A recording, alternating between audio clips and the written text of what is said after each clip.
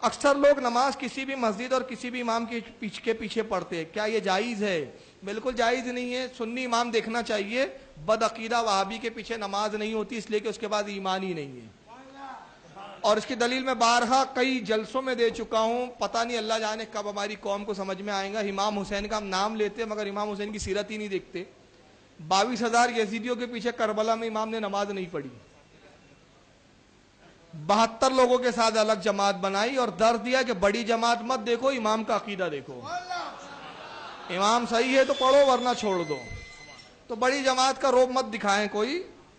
تو بہرحال چاہے وہ حرم کا اور مدینے کا امام کیوں نہ ہو، اس کے پیچھے بھی نماز نہیں ہوتی اگر عقیدہ گندا ہے تو، کیونکہ مدینے میں بہت سارے بدعقیدوں نے بھی کسی زمانے میں نماز پڑھائی ہے۔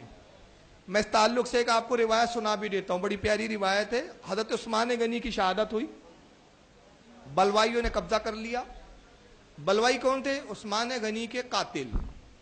مسجد نبوی میں بلوائیوں کا امام نماز پڑھاتا ہے۔